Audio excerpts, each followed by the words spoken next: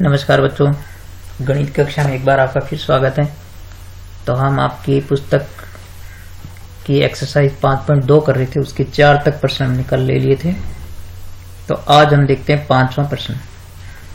तो बच्चों 5वां प्रश्न आप जो बुक अपने पास रखा करें हमेशा। तो 5वें प्रश्न में आपको ये कहा है कि किसी समांतर श्रेणी का तीसरा पद 16 है। तो बच्चों 5वें प्रश्न में आपको क्या कहा है? 5वां प्रश्न जो आपका आपको ये कहा है कि तीसरा पद आपके पास जो है वो तीसरा पद बच्चों क्या होता है? A3 होता है। तो तीसरा पद आपके पास 16 है। तो तीसरा पद है तो तीसरे पद को हम क्या लिखते हैं? एक डी कम होता है तो A + 2D आपके पास हो गया 16। तो बच्चों ये होगी आपकी पहली समीकरण। ठीक है, आप ऐसे नोट कर लें इसको। फिर आपको कहा है कि 7वां पद 5वें पद से 12 अधिक है। ठीक है, तो आपको ये कहा है कि 7वां पद, ठीक है, यानी 7वां पद 5वें पद से कितना अधिक है? 12 अधिक है। तो बच्चों इस बात को जो हम गणित के रूप में लिखेंगे 12 अधिक है, यानी इस वाक्य को जो हम गणितीय रूप में बदलते हैं तो 7वां पद, जैसे ये कहे बिल्कुल वैसे ही कर दो आप, तो आपका 7वां पद यानी A7 हो गया। वो जो है 5वें पद से 12 अधिक है। तो अधिक का मतलब होता है प्लस, तो 12 अधिक है। जब तथ्य पूरा हो जाए, कथन पूरा हो जाए, तो आप बराबर का निशान लगा। तो ये तरीका होता है समीकरण बनाने का, यानी 7वां पद 5वें पद से 12 अधिक है तो 12 जोड़ दो, कम है तो घटा दो। ठीक है, तो इस प्रकार से ये एक समीकरण बन गई। अब इसको थोड़ा विस्तार से लिख देते हैं और सरल करते हैं इसको। हम जानते हैं कि 7वां पद जो है वो क्या होता है? A + 6D होता है। ठीक है, और 5वां पद होता है A + 4D, और प्लस में आपके पास हो गया 12। तो आप देख सकते हैं कि यहां से आप जो है इसको कैंसिल कर सकते हो। ठीक है, जैसे हम यहां से A को A से क्या कर सकते हैं?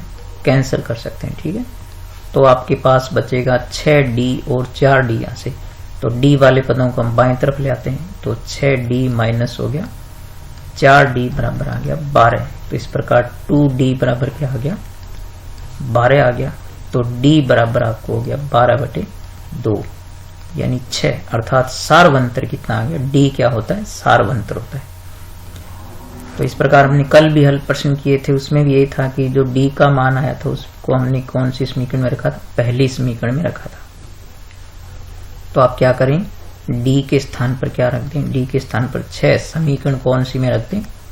समीकरण 1 में रखने पर 1 में रख दो आप।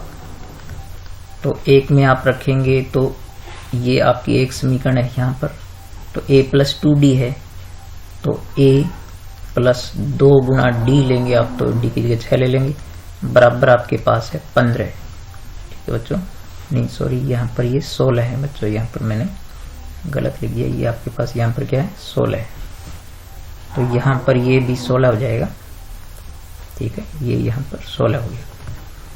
तो अब आप देख सकते हैं कि A बराबर आप लेंगे तो 16 माइनस क्या हो गया? 12 बराबर आ गया 4। तो इस प्रकार देखो आपने D ज्ञात कर लिया 2 और A ज्ञात कर लिया आपने 4। तो प्रथम पद आ गया, सार्वंतर आ गया। अब आपसे ये पूछा है कि समांतर श्रेणी ज्ञात कीजिए। तो बच्चों समांतर श्रेणी ज्ञात करेंगे तो हम 3 पद ज्ञात कर लेते हैं, इससे हमारी समांतर श्रेणी बन जाती है। तो आप जानते हैं कि A1 होता है, वो हो गया आपके पास 4। आप जानते हैं कि A2 जो होता है वो A1 + D होता है। तो A1 यानी आपके पास 4 है, D आपके पास 6, तो ये हो गया आपके पास 10। और A3 आपके पास होता है A2 + D, तो A2 आपके पास 10 है, D आपके पास 6 है, तो ये हो गया आपके पास 16। तो इस प्रकार देखा आपने बच्चों AP क्या बन गई? तो AP इस प्रकार से आपकी बन गई। आप AP लिख करके और यहाँ लिख दें, सबसे पहला पद क्या था? 4, फिर 10, फिर 16, और इस प्रकार करके आप डैश डैश लगा के छोड़ दें। तो इस प्रकार से आपका जो है ये AP बन गई 4, 10 और 16। ठीक है बच्चों, इस प्रकार से ये कोई मुश्किल प्रश्न नहीं है। आप प्रश्न को गौर से पढ़ें और उसको हल करने की ओर बढ़ें तो आपको कोई मुश्किल नहीं आएगी। तो अब हम देखते हैं छठा प्रश्न। तो ये बहुत ही अच्छा प्रश्न है बच्चों। 3 अंकों वाली कितनी संख्या 7 से विभाज्य है? तो हमारे पास छठा प्रश्न है बच्चों। छठे प्रश्न में आपको कहा है कि 3 अंकों वाली संख्याएं। तो पहले हम देखते हैं कि 3 अंकों वाली संख्याएं कहां से कहां तक होती है बच्चों। तो हम जानते हैं कि 3 अंकों की संख्याएं आप जानते हैं कि 100 से शुरू होती है। 3 अंकों की संख्याएं, तो 3 अंकों की संख्याएं कहां से शुरू होती है? 3 अंकों की संख्याएं शुरू होती है 100 से, फिर 100 होती है, फिर 101 होती है, फिर 102 होती है।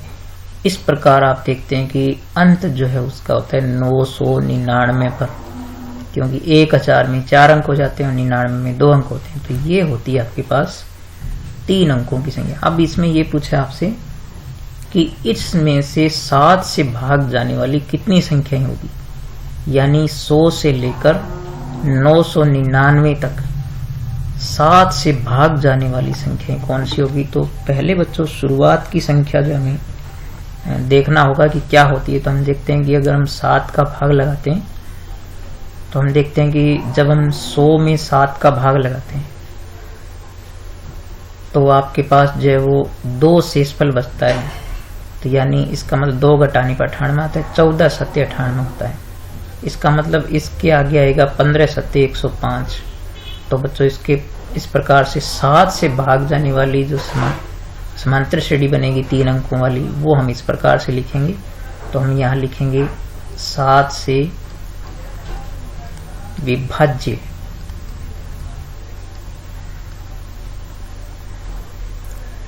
3 अंकों की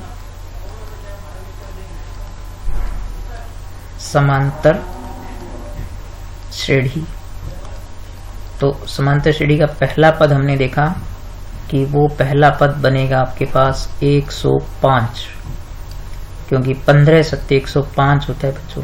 फिर आप इसमें 7 7 जोड़ते जाएं तो 16 सत्ते 112, 17 सत्ते 119, इस प्रकार से आप चले। तो इस प्रकार एपी बनी है। अब हम देखते हैं कि इसका जो है वो अंतिम पद इस 3 अंकों की संख्याओं का क्या होगा जो 7 से विभाज्य होगा। तो इसके लिए मैं आपको यहाँ पर बताता हूँ कैसे आप अंतिम संख्या निकालें। तो आप क्या करें, यहाँ पर इस पोर्शन में बता रहा हूँ मैं आपको। आप क्या करें, 999 में जो है वो 7 का भाग लगाएं। तो 7 का भाग लगाएंगे तो पहले 1 बार जाएगा, 2 शेषफल बचेगा, ऊपर से 9 उतारेंगे तो 7 चौके 28 हो गया। और फिर यहाँ आपके पास 1 शेषफल बचेगा, 9 उतारेंगे तो 7 दूनी 14। तो आप इस प्रकार देखें कि आपके पास 5 शेषफल बच गया। बस आप इस 5 को जो है क्या करें, 999 में से घटा दें तो ये आ जाएगी आपकी अंतिम संख्या। तो वो आ गई आपके पास 994। तो ठीक है बच्चों, इस प्रकार से आपको अंतिम संख्या 3 अंकों वाली 7 से विभाज्य हो ऐसी संख्या क्या मिली, 994। तब हमें एपी भी मिल गई, अंतिम संख्या मिल गई। तब हम यहाँ पर लिखेंगे प्रथम पद। तो प्रथम पद आपके पास हो गया ए, वो है आपके पास 105। और बच्चों सारवंतर जो है वो डी होता है। डी को हम लिखते हैं A2 माइनस A1। तो A2 आपके पास है 112 और A1 जो है वो आपके पास है 105। तो ये हो गया आपके पास 7 हो गया। तो इस प्रकार से ये जो आपके पास पद है, चूंकि हमें पदों की संख्या ज्ञात करनी है, तो AN आपके पास कितना है, वो है 994। तो AN का सूत्र होता है हमारे पास A plus N minus 1 into D होता है बराबर 994। तो A का मान हम यहाँ पर रख देते हैं कितना, 105 प्लस N हमें ज्ञात करना है। D हमारे पास 7 है और 900 बराबर 94। तो यहाँ पर आपको बताया था कि पहले आप इस पद को पक्षांतरण करके ले जाएंगे। तो ये हमारे पास बचेगा n माइनस 1 इंटू 7 बराबर 994 माइनस 105। तो बच्चों इसको घटाएंगे तो आपके पास बचेगा ये 889। तो n माइनस 1 बराबर 889 और गुणा वाला ये 7 जब भाग में चला जाएगा तो यहाँ पर आप इसका भाग देंगे तो 7 1 7, 7 दूनी 14 और 4 शेष पर बचेगा 7 7 49। तो इस प्रकार बच्चों n बराबर क्या हो गया 127 प्लस 1 बराबर हो गया 128। अर्थात 3 अंकों वाली 128 संख्याएं जो किससे है 7 से विभाज्य है। ठीक है, अर्थात यहाँ लिख दो आप, अर्थात 3 अंकों वाली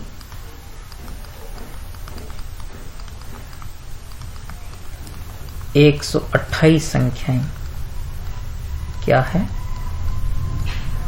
7 से विभाज्य है। बस ये आपका हो गया इसका हल। तो इस प्रकार बच्चों ये प्रश्न जो है आपको और प्रकार से भी पूछ सकते हैं। 2 अंकों वाली कितनी संख्याएं हैं 2 से 7 से 5 से, 3 अंकों वाली भी पूछ सकते हैं 7 5 9 किसी से भी हो। तो आप इसी तरीके से इनको सीखें, आप हल करना सीखें इनको, जैसे इस विधि से हल किया अपने। तो अब इसके बाद अपने लेते हैं एक और प्रश्न जो आपका है 7वां। तो बच्चों 7वां और 8वां प्रश्न जो है वो बिल्कुल एक ही तरीके के हैं, एक ही बात पूछी है दोनों में। तो हम देखते हैं इसका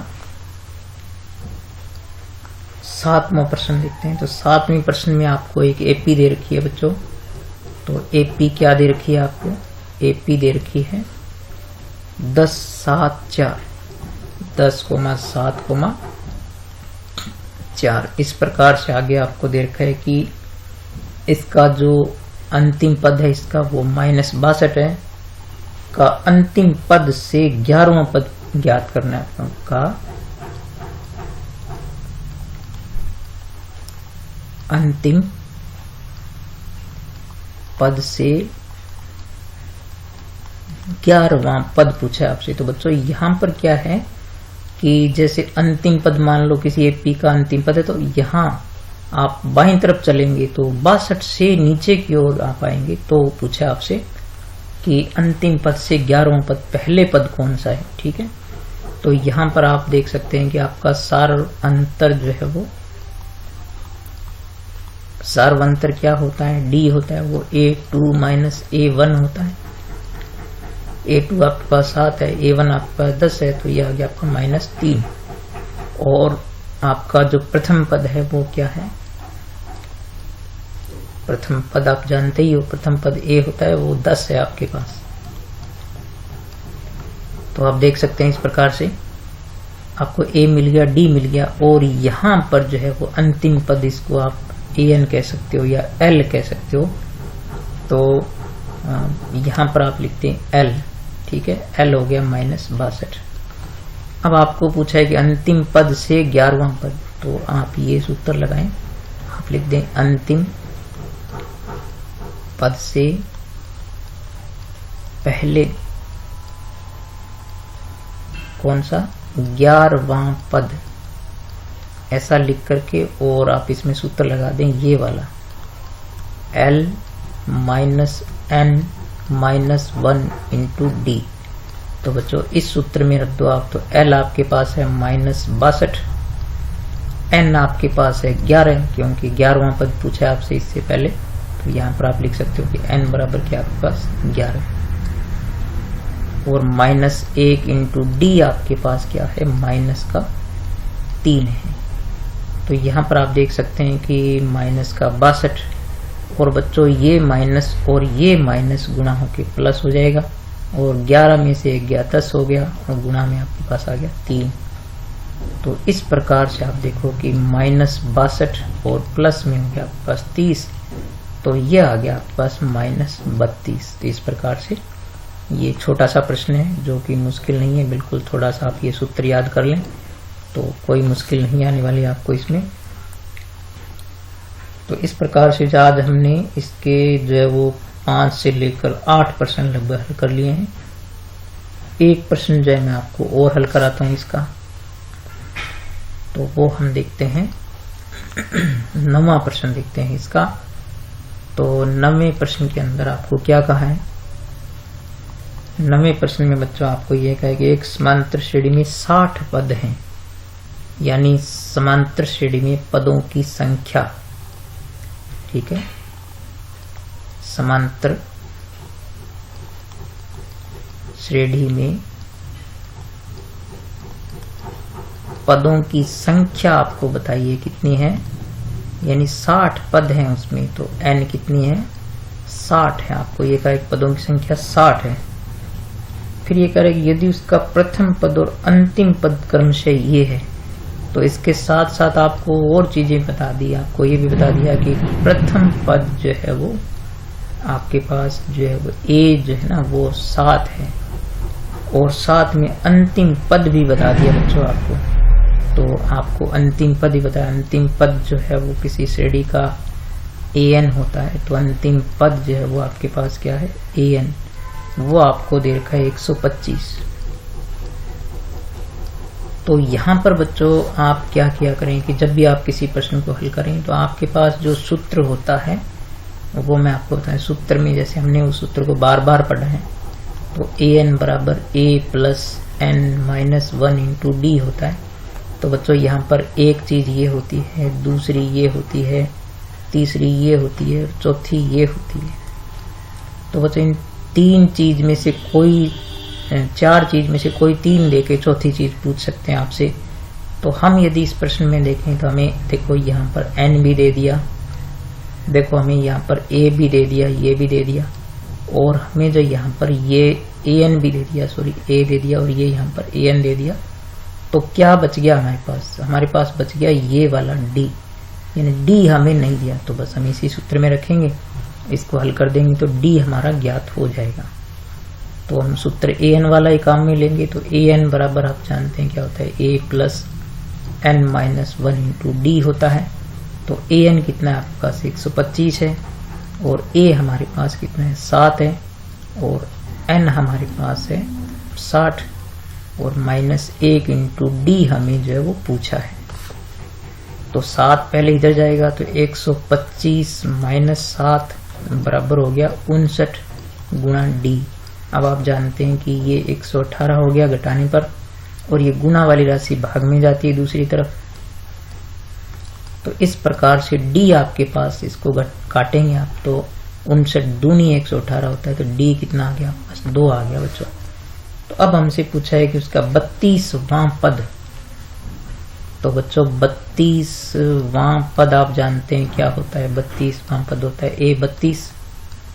तो a32 को हम लिख सकते हैं a प्लस 31 डी, ठीक है। तो a हमारे पास है कितना? 7 प्लस 31 इंटू डी हमारे पास है 2। तो इस प्रकार से आप देखो कि पहले गुणा करेंगे तो 31 दूनी 62 हो गया, और यहाँ पर 7 जोड़ेंगे तो ये हो गया 69। तो 32वां पद इसका क्या हो गया? 69।